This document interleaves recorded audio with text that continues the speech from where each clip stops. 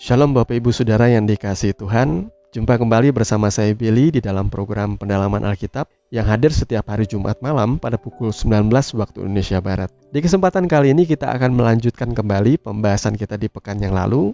Nah, di bagian ketiga pembahasan mengenai waspada terhadap guru palsu ini, kita akan melihat bagaimana ajaran guru-guru palsu ini kebanyakan berfokus kepada gaya hidup yang duniawi, yang semata mengajar pemuasan hawa nafsu akan pengakuan dan kemewahan hidup. Jadi ibadah itu berubah menjadi kelas motivasi di mana setiap jemaat diajar untuk menjadi kaya, semakin kaya, dan luar biasa kaya dengan memberikan kiat-kiat atau jurus-jurus ampuh, yakni menabur banyak akan menuai banyak, di mana ada konsep iman yang bertransaksi dengan Tuhan. Semakin banyak engkau memberi hartamu ke gereja, semakin Tuhan akan memberkati engkau dengan berkat-berkat yang berkelimpahan. Dan kita mengenal ajaran ini di akhir zaman dengan istilah prosperity gospel atau Injil kemakmuran. Agar kita boleh memahami semakin dalam, mari kita siapkan hati kita. Di mana ada kebenaran, di situ akan tumbuh damai sejahtera. Nah, poin yang kedua, dikatakan bahwa guru-guru palsu itu membawa lifestyle yang penuh dengan hawa nafsu. Mari kita membaca ayat firman Tuhan lanjutan, yaitu di dalam 2 Petrus 2 ayatnya yang kedua. Demikian firman Tuhan, banyak orang akan mengikuti cara hidup mereka yang dikuasai hawa nafsu, dan karena mereka jalan kebenaran akan dihujat. Kalau kita belajar definisi dari kata guru, maka kita pernah tentunya mendengarkan istilah guru itu digugu lan ditiru, yang artinya dipercayai lalu diikuti. Nah, jadi bisa dibilang guru-guru itu sebenarnya adalah orang-orang yang bisa disebut sebagai influencer. Orang-orang tentunya akan mengikuti apa yang ia ajarkan. Itu sebabnya peran seorang guru di akhir zaman itu sangat vital. Saudara, belok sedikit aja dari fokus yang utama, itu ujungnya pasti serong. Salah mengukur dengan kompas beberapa derajat saja, saudara ketika di ujung, saudara nggak akan sampai di tujuan. Saudara belok. Karena makin ke ujung, makin ke sana, itu makin melebar derajatnya. Jadi kebenaran firman Tuhan tipis-tipis mungkin disimpangkan oleh guru palsu. Masih pegang kitab suci, masih pakai landasan firman yang benar, tetapi diserongkan sedikit dari tujuan yang sejati. Itu sudah menyesatkan banget. Karena ada begitu banyak jemaat Tuhan yang tidak sampai pada tujuan yang dikehendaki oleh Allah. Tuhan menghendaki kita menjadi orang-orang yang serupa dengan Kristus, yang hidup memikul salib menyangkal diri, yang hidup mencari terlebih dahulu kerajaan Allah dan kebenarannya. Tetapi hari ini tuh berbeda sekali ya. Guru-guru palsu ini banyak mengajarkan bahwa menjadi murid-murid Kristus itu harus menjadi orang-orang yang diberkati secara finansial. Karena kalau mereka tidak kaya, berarti mereka sedang mengikuti Tuhan yang salah. Jadi poinnya, orang percaya itu harus kaya, harus diberkati secara finansial. Karena kalau tidak demikian, maka mereka salah jalan. Kemudian dari gaya hidup para guru palsu ini, mereka menunjukkan gaya hidup yang jauh dari cerminan seorang hamba Tuhan yang sejati. Mereka terlihat seperti selebriti dan terlihat seperti pengusaha kaya nan flamboyan, seperti sultan dengan outfit yang super duper mehong guys. Belum lagi memamerkan gadget, mobil mewah, dan jalan-jalan ke luar negeri.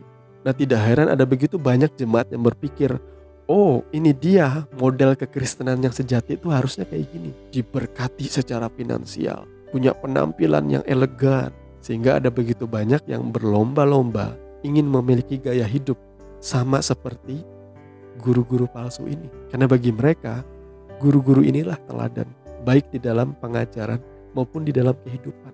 Nah, dalam setiap pengajarannya guru-guru palsu ini juga menekankan bahwa kalau jemaat ingin memiliki kehidupan dengan terobosan finansial yang sama seperti mereka, maka jemaat harus didorong untuk melakukan firman Tuhan, khususnya menabur ke dalam gereja, karena pasti Tuhan akan mengembalikan berlipat-lipat kali ganda. Akhirnya jemaat karena ambisi, ingin menjadi orang kaya, ingin menjadi orang diberkati, ingin menjadi orang sukses, habis-habisan menabur, semuanya diberikan.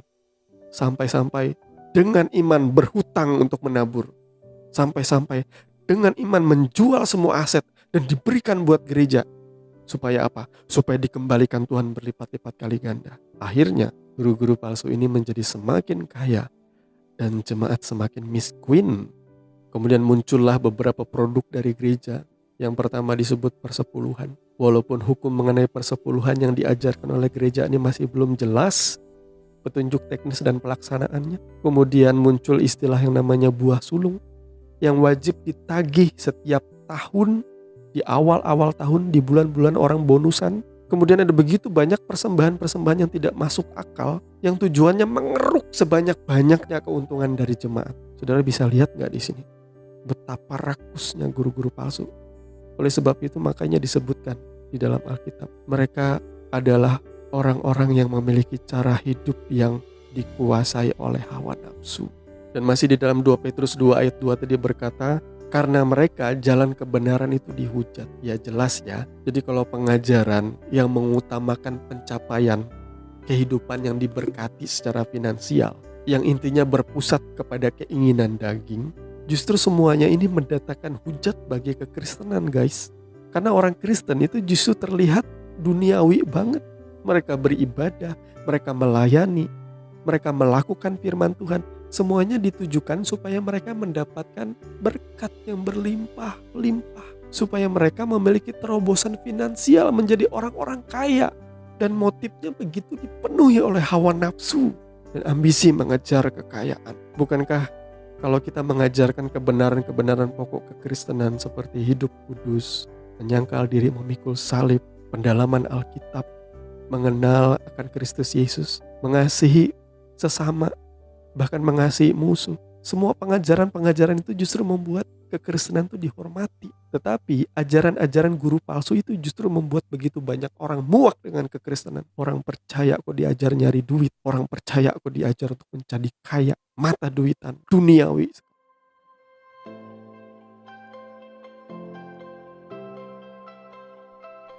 Saudaraku yang dikasihi Tuhan, dari pembahasan firman Tuhan di kesempatan malam hari ini, apa yang saudara dapatkan? Yang bisa kami simpulkan ialah fokus dari ajaran guru-guru palsu ini adalah semata berbicara soal terobosan ekonomi atau financial breakthrough, dengan pesan utamanya ialah menjadi orang kaya melimpah-limpah. Kalau saudara tidak kaya, maka saudara tidak diberkati Tuhan. Itu sebabnya di gereja-gereja yang menerapkan prosperity gospel, mereka biasanya akan mengkhotbahkan 80-90% berita Injilnya adalah mengenai kemakmuran, menabur, persepuluhan, buah sulung yang hanya fokusnya soal uang, uang, dan uang.